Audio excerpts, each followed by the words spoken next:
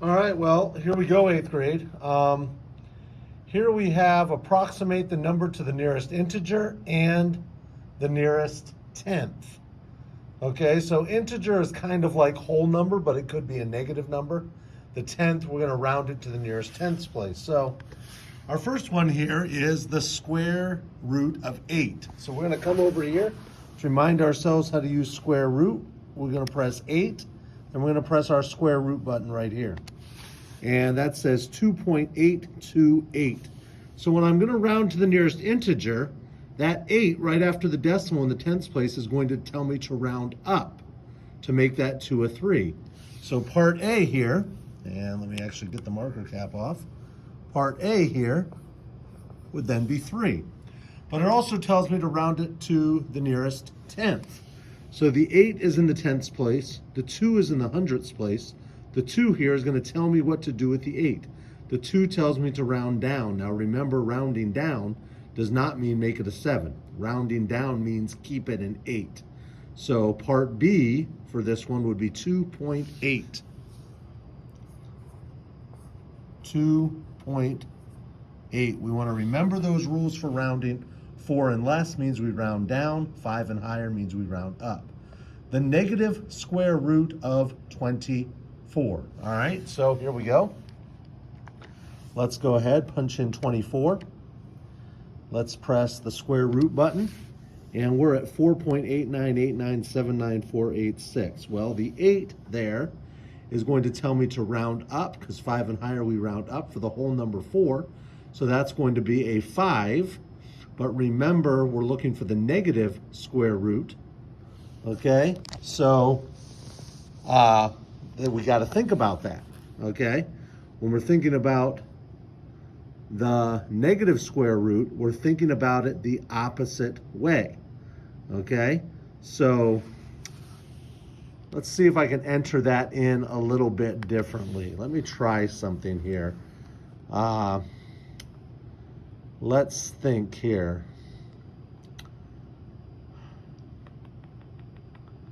I'm just trying to think. No, let's just go ahead and leave it that way. All right, yeah, we can just do it that way. That's fine. I was hoping to think about a way to make it come up as a negative, but I'm not sure. We'll just put the negative because that's all we have to do anyway. 24, do that again, square root, 4.8989. The 8 in the tenths place tells me to round that up to a 5. So the first part, part A, for this one is going to be negative 5, okay? So now I'm going to round it to the nearest tenths place, which means I'm going to look at the 9 in the hundredths place. It's going to tell me what I do with that 8. Well, the 9 tells me to round up. It becomes 4.9, but of course that's a negative 4.9. So part B is going to be a negative 4.9. All right?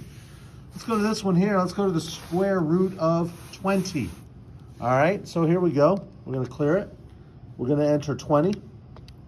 We're going to enter the square root. We get 4.472. Well, the 4 in the tenths place tells me to round down because 4 and less I round down. So part A is going to be 4. Now part B, when we round it to the nearest tenth, the 7 in the hundredths place is going to tell me to round up because 5 and higher I round up. So that 4 in the tenths place is going to become a 5.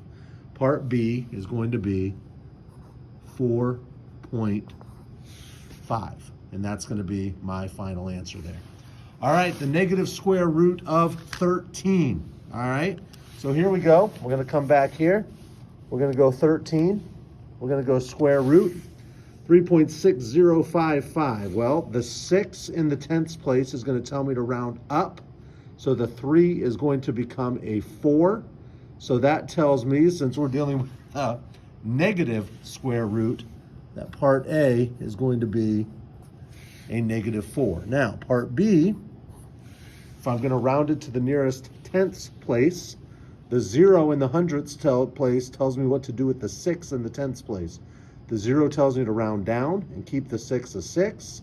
So part B is going to be 3.6. And that's going to be my final answer, 3.6. All right, but of course that's got to be a negative 3.6. Don't want to forget that because we're dealing with the negative square root. All right, let's look at the second part here of this video, this lesson. Even though there's just going to be one assignment, okay, at least at this time when I'm making the video, that's the plan. But we got broken down into two videos because there was just kind of a lot going on. So which number is greater? Explain. Well, explain is part of the directions, but I don't really necessarily going to need you to explain, so to speak. I mean, as long as you understand the way the numbers work, there's not really going to be an explanation that's needed.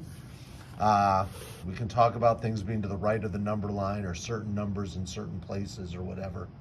But so anyway, the first one is the square root of 8 and pi. Well, I know that pi is essentially 3.14, and it continues like 3.14159. I'm not sure exactly what it is, but we're going to go with 3.14 now, because that's what we typically use when we use pi in a formula. Now for the square root of 8, I'm going to press 8 square root. That's going to give me 2.828. So the fact that I know that the square root of 8 is just 2 something, and I know that pi is 3.14, I know that pi is the greater number. Now, you're not just going to be circling them, you're just going to have to write on your paper which is greater. But for the purpose of this video, I'm just going to go ahead and circle it. All right, well, we have the cube root of 65 and the square root of 26. Well, let's remind ourselves about cube root. So we're going to go 65, we're going to go second function, and remember my cube root button way down here, which is the 0. So we're going to press that, and I get 4.02. Now your calculator may not do it exactly that way, okay? But that's just how it works on this particular calculator that I'm using today.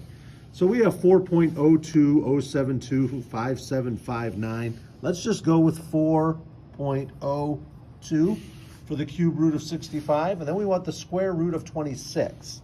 So we're going to go ahead and clear this.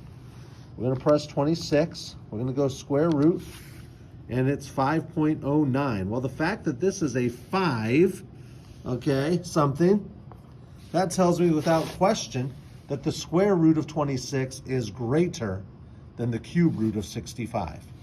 Okay, so in this, for the purpose of this video, I'm going to go ahead and circle that one. All right, last one.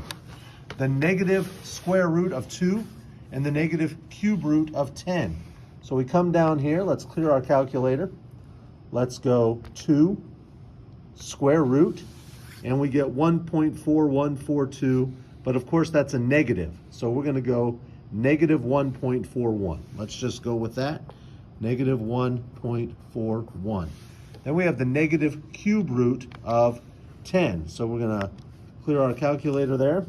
We're going to go 10.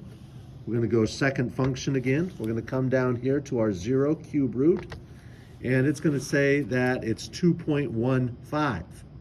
Okay? It's going to go 2.15, but of course that's going to be a negative 2.15. So this would be a negative 2.15.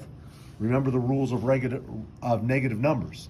The smaller the number, the bigger it actually is because it's closer to 0 or farther right on the number line. Okay?